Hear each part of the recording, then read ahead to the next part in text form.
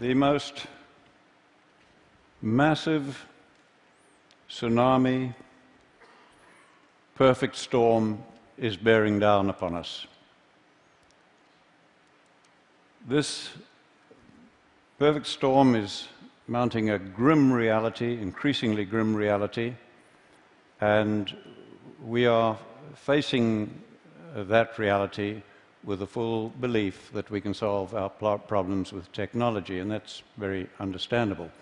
Now, this perfect storm that we are facing is the result of our rising population, rising towards 10 billion people, land that is turning to desert, and, of course, climate change. Now, there's no question about it at all. We will only solve the problem of replacing fossil fuels with technology. But fossil fuels, carbon, coal and gas, are by no means the only thing that is causing climate change. Desertification is a fancy word for land that is turning to desert, and this happens only when we create too much bare ground. There's no other cause. And I intend to focus on most of the world's land that is turning to desert. But I have for you a very simple message that offers more hope than you can imagine. We have environments where humidity is guaranteed throughout the year. On those, it is almost impossible to create vast areas of bare ground, no matter what you do. Nature covers it up so quickly. And we have environments where we have months of humidity followed by months of dryness. And that is where desertification is occurring. Fortunately, with space technology now, we can look at it from space. And when we do, you can see the proportions fairly well.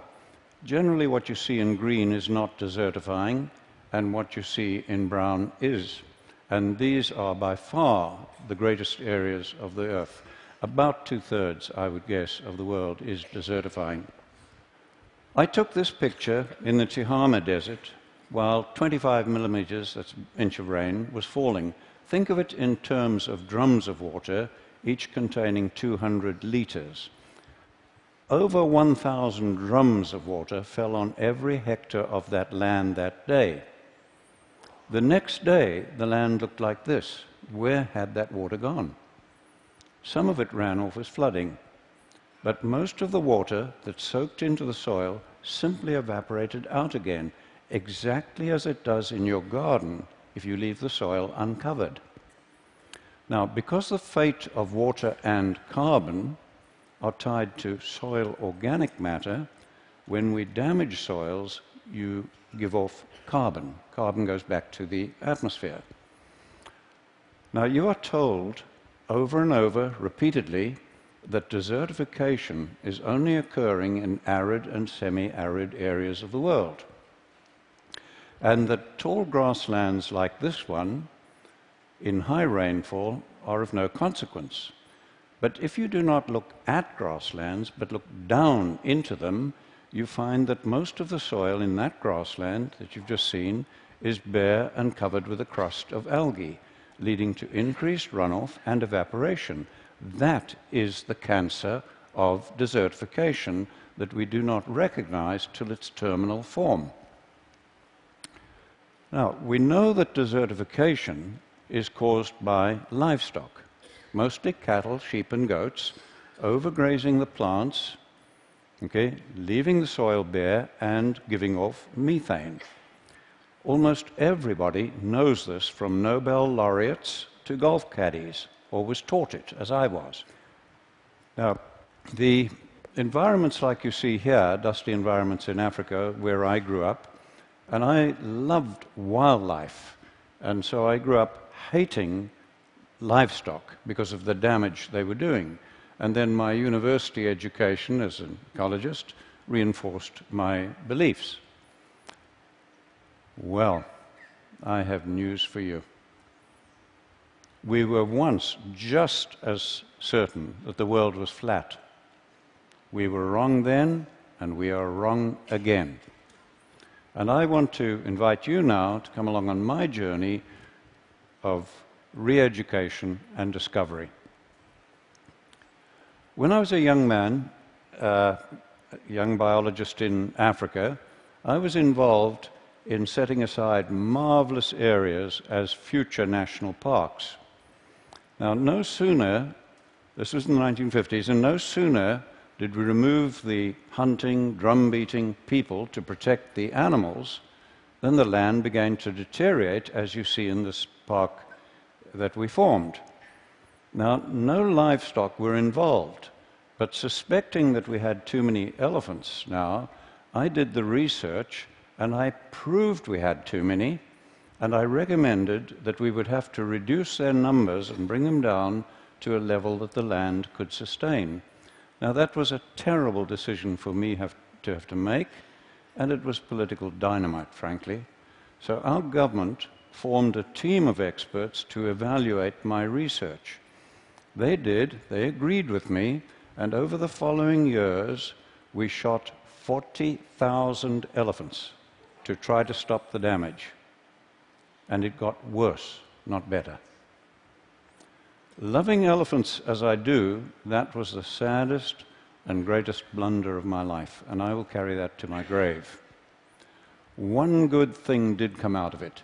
It made me absolutely determined to devote my life to finding solutions. When I came to the United States, I got a shock to find national parks like this one desertifying as badly as anything in Africa. And there'd been no livestock on this land for over 70 years. And I found that American scientists had no explanation for this except that it is arid and natural. So I then began looking at all the research plots I could over the whole of the western United States where cattle had been removed to prove that it would stop desertification. But I found the opposite. As we see on this research station, where this grassland that was green in 1961, by 2002, had changed to that situation. And the authors of the position paper on climate change, from which I obtained these pictures, attribute this change to unknown processes. Clearly, we have never understood what is causing desertification, which has destroyed many civilizations and now threatens us globally. We have never understood it. Take 1 square meter of soil and make it bare, like this is down here, and I promise you, you will find it much colder at dawn and much hotter at midday than that same piece of ground if it's just covered with litter, plant litter. You have changed the microclimate. Now, by the time you are doing that and increasing greatly the percentage of bare ground on more than half the world's land, you are changing macroclimate. But we have just simply not understood why was it beginning to happen 10,000 years ago, why has it accelerated lately? We had no understanding of that. What we had failed to understand was that these seasonal humidity environments of the world, the soil and the vegetation, developed with very large numbers of grazing animals. And that these grazing animals developed with ferocious pack-hunting predators. Now, the main defense against pack-hunting predators is to get into herds, and the larger the herd, the safer the individuals. Now, large herds dung and urinate all over their own food, and they have to keep moving. And it was that movement that prevented the overgrazing of plants, while the periodic trampling ensured good cover of the soil, as we see where a herd has passed. This picture is a typical seasonal grassland. It has just come through 4 months of rain, And it's now going into 8 months of dry season. And watch the change as it goes into this long dry season. Now, all of that grass you see above ground has to decay biologically before the next growing season. And if it doesn't, the grassland and the soil begin to die. Now, if it does not decay biologically, it shifts to oxidation, which is a very slow process, and this smothers and kills grasses, leading to a shift to woody vegetation and bare soil releasing carbon. To prevent that, we have traditionally used fire. But fire also leaves the soil bare, releasing carbon. And worse than that, burning 1 hectare of grassland gives off more and more damaging pollutants than 6,000 cars. And we are burning in Africa every single year more than 1 billion hectares of grasslands, and almost nobody is talking about it. We justify the burning as scientists because it does remove the dead material and it allows the plants to grow. Now, looking at this grassland of ours that has gone dry, what could we do to keep that healthy? And bear in mind, I'm talking of most of the world's land now. Okay? We cannot reduce animal numbers to rest it more without causing desertification and climate change. We cannot burn it without causing desertification and climate change. What are we going to do?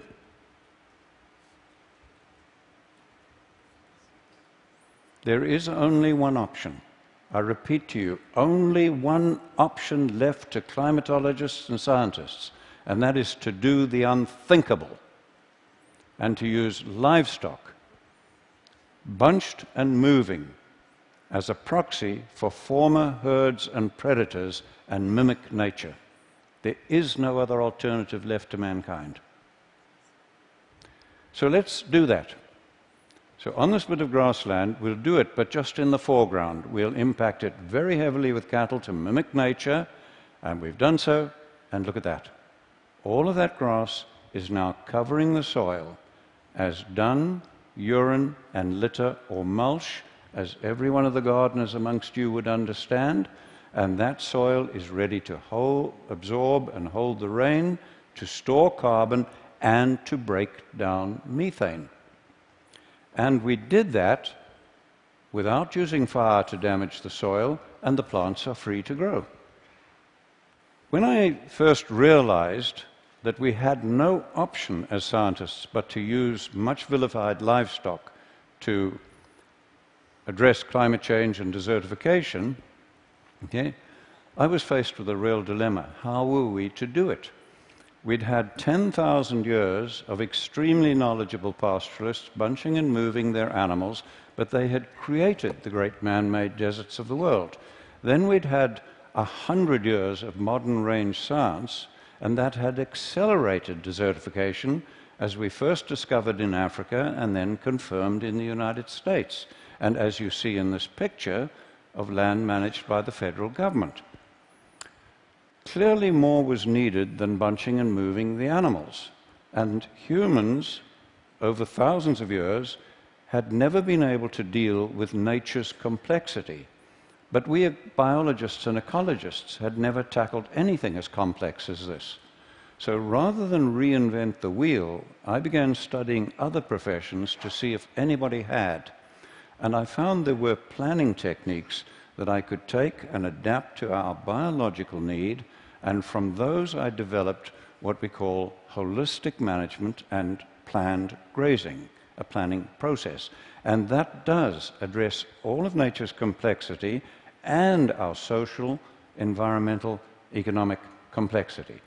Today, we have young women like this one teaching villagers in Africa how to put their animals together into larger herds, plan their grazing to mimic nature, and where we have them hold their animals overnight, we run them in a predator-friendly manner, because we have a lot of lions and so on, and where they do this and hold them overnight to prepare the crop fields, we're getting very great increases in crop yield as well.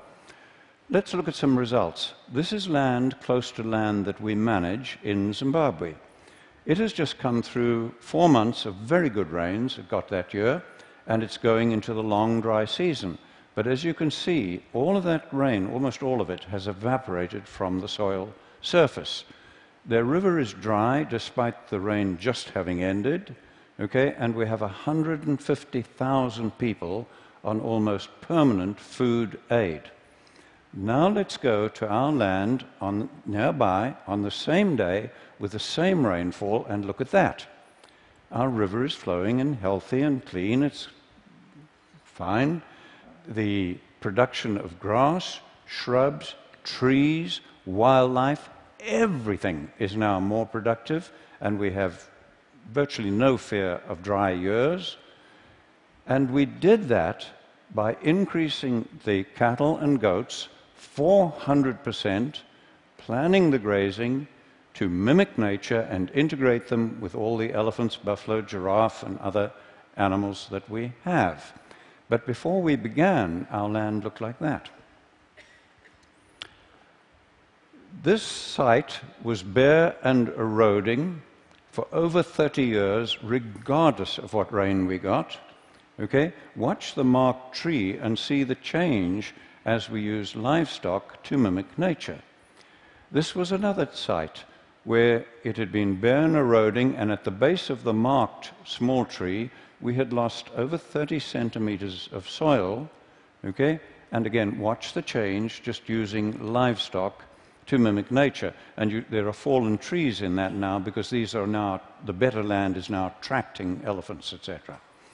This land in Mexico was in terrible condition, and I've had to mark the hill because the change is so profound.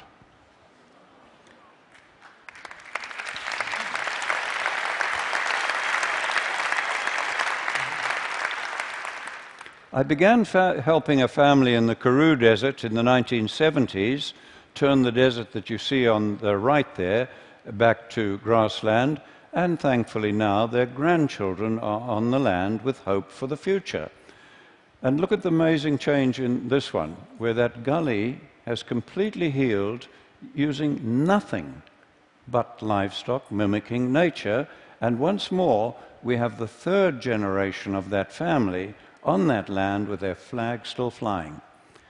The vast grasslands of Patagonia are turning to desert, as you see here. The man in the middle is an Argentinian researcher, and he has documented the steady decline of that land over the years as they kept reducing the sheep numbers.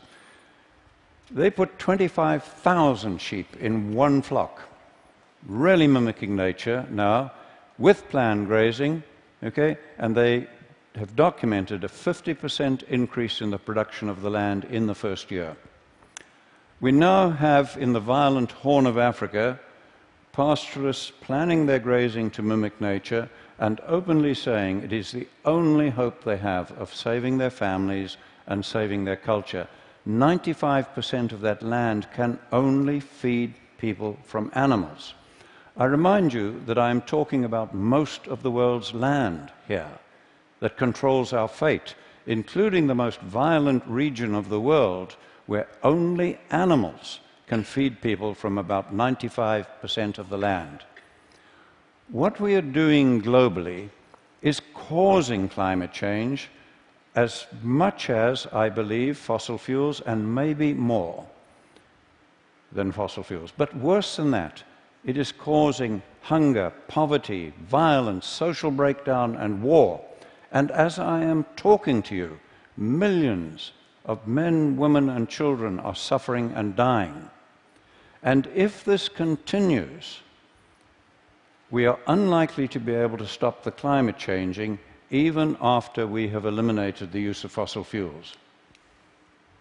I believe I've shown you how we can work with nature at very low cost to reverse all this. We are already doing so on about 15 million hectares on 5 continents. And people who understand far more about carbon than I do calculate that for illustrative purposes, if we do what I'm showing you here, we can take enough carbon out of the atmosphere and safely store it in the grassland soils for thousands of years. And if we just do that on about half the world's grasslands that I've shown you, we can take us back to pre-industrial levels while feeding people. I can think of almost nothing that offers more hope for our planet, for your children, and their children, and all of humanity. Thank you.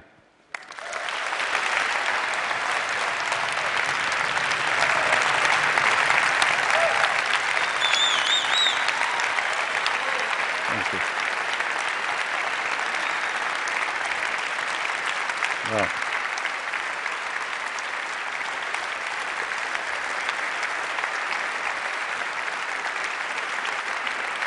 thank you, Chris. Thank you. Thank you. I have, and I'm sure everyone here has, A, 100 questions, B, wants to hug you. I'm just going to ask you one quick question. When you first start this, and you bring in a flock of animals, it's desert, what do they eat? How does that part work? How do you start? Well, we've done this for a long time, and the only time we have ever had to provide any feed is doing mine reclamation, where it's 100% bare. But many years ago, we took the worst land in Zimbabwe, where I offered a £5 note in a 100-mile drive if somebody could find one grass in a 100-mile drive.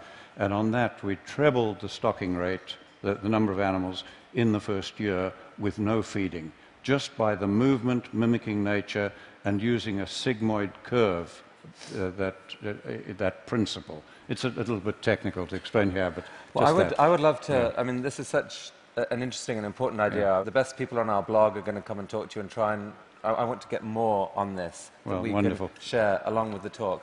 That is an astonishing talk, truly an astonishing talk, and I think you heard that we all are cheering you on your way. Thank you so much. Well, thank you all. Thank you all. Thank you, Chris.